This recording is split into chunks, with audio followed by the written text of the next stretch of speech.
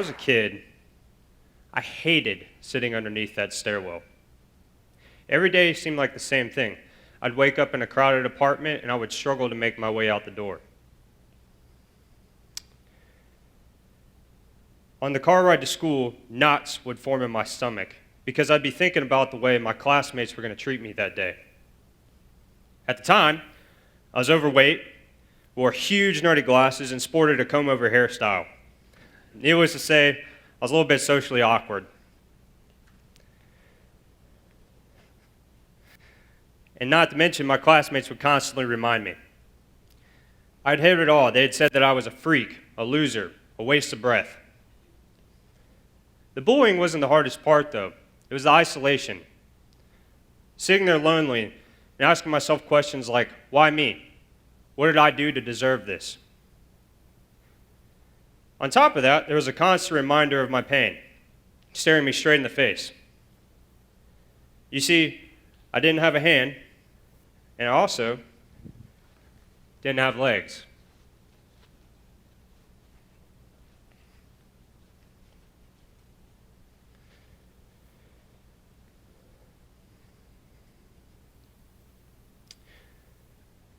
At the time,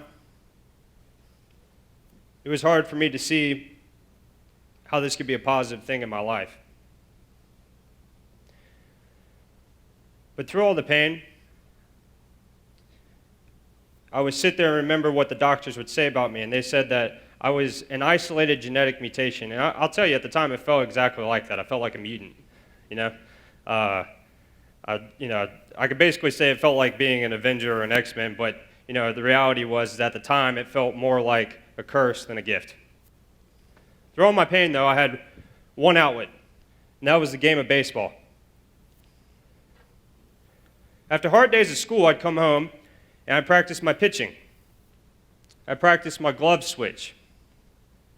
And I'd repeat the process over and over again. I remember after a particularly rough day, I recall as what was my tipping point, right? Or the moment that my perspective changed on the obstacles surrounding me. It was a big day in my life. I remember I was sitting there and I thought to myself, I can continue to start this staircase and I can be upset about it, or I can do something about it. I can choose to do something about it. And that was powerful for me. It was freeing. And so I started to think of a way that I could prove to everybody that I was something special. Baseball seemed like a good fit. I mean, I loved the game. It was my sanctuary, But on top of that, I realized that I could prove that I was every bit as good, if not better, than every other athlete on the field. Now, in order to do that, obviously, there were some challenges. So I realized that I was going to have to train just as hard, if not harder, than my competition. And I decided that in order to do that, I was going to need to weightlift rigorously, right?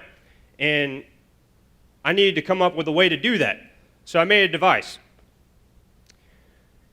And I formed a checklist. And that checklist for that device was, one, it needed to lift large amounts of weight.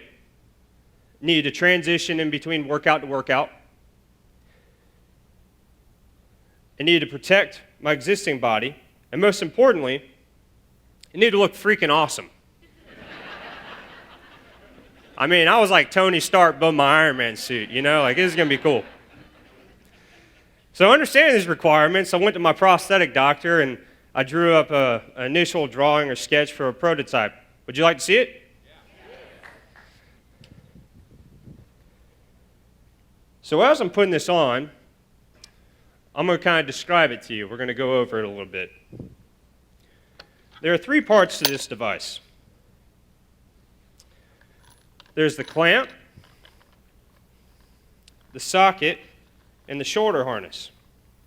Now, the clamp is what attaches to different devices, right? It rotates, closes. It can be put on a pull-up bar or perhaps a weightlifting bar, right?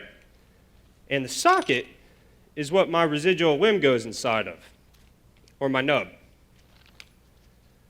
Now, the shoulder harness, which is what I'm putting on, that's what distributes the weight evenly throughout my body. And it allows my weak side to keep up with my strong side.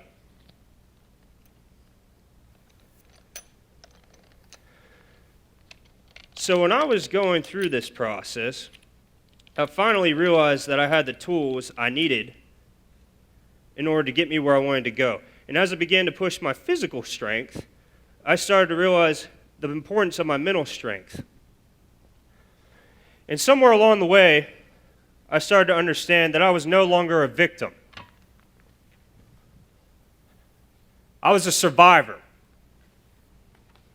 I was a fighter.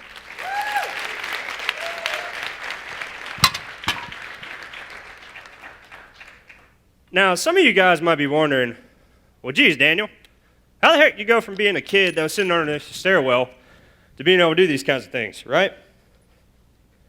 I'm going to tell you about it. I use a mental thought process. And it's something that really helped me in my life. And for those people that are struggling in their lives and they're going through some obstacles, hopefully it'll help you. I developed this thought process by looking back at the certain things I'd gone through and basically forming it all into one nice, neat process, and something I call the Cloy concept. There are 3 stages to the Cloy concept. The first stage is develop the drive. Believe, dream, and empower. We're going to move through this. So in order to develop your drive, I had to believe in myself. And I had to dream. I had to dream, and my dreams had to be so powerful, they had to be able to take me away from my pain. All right? And then I had to start understanding my emotions. And I had to start using those as fuel in order to empower myself. And once I was driven, I realized I needed to find a way to go from drive into being able to make it into action, right? And so that's where it goes to the next stage, which is apply the process. And there's 3 parts to that as well. That's adapt, execute, and repeat. Now, when you're applying a process, you have to first start with making a list, just like I did with my device. And you got to realize that you're going to have to adapt, right? You're going to have to take or play to your strongest suits and make your weakest link your strongest. The most important part of the process is that you got to adapt, or you got to execute, right? And execution is critical because your ability to succeed is dependent upon your commitment to execute. And you're going to have to repeat the process, right? Over and over again, just like my glove switch. Because repetition is what makes good into great. It takes an idea and a concept and builds it into a dream. And you're going to have to go out and you're going to have to earn it. And that's the 3rd stage, is earn the success. And there's 3 parts to that as well. That's focus, defy, and conquer. When I was going through all this, I had to have laser focus. Right? I had to put the blinders on to everything else that was going on around me. And I realized that I was going to have to defy the obstacles within my life. People were constantly going to tell me what I was capable of doing, what they thought that I could do. And then I realized that I was going to have to go a step further. I was going to have to conquer, right? I was going to have to conquer my fears. I was going to have to conquer my obstacles and conquer my life. It's a powerful process. It took me very far from where I was as a young child. And it's something that I think really applies to everybody. Do you know what one of the top causes of disability in the United States is? Depression. There are millions and millions of people struggling with depression. And millions more who are bullied or mistreated. Just like I was. Now, most people, they would probably come up to me and assume that the hardest thing I'd ever been through was missing legs, right? When in reality, the most difficult thing in my life was the way that people treated me. And to me, that's just unacceptable. Every person in this room, every person in the world is special. And that doesn't give anyone the right to judge or belittle them. Because when they do that, that's what truly cripples people. For the people who are struggling, I want to tell you something. And maybe right now you're at your tipping point. You're out there and you're hurting. And here's what you need to know. Difficult circumstances and hurtful people are going to constantly collide with your life. But it will only bring you as far down as you let it. Start looking at things through a new scope, right? Apply a new process, a new concept. And I promise you, when you do that, you're going to start realizing that you can prove to people through your struggles that you're capable. And that's going to create happiness within yourself. And when you create happiness within yourself, it's like a kaleidoscope, right? Because it's going to truly open up and show people your inner power. For all of us, I think there are two final concepts to remember, right? That's never doubt the power a person has to change their life. And build others up instead of tearing them down. And I learned that from my family, especially my mother. I remember when I was going through being bullied as a kid. And in the morning, she would help me strap on my prosthetic legs.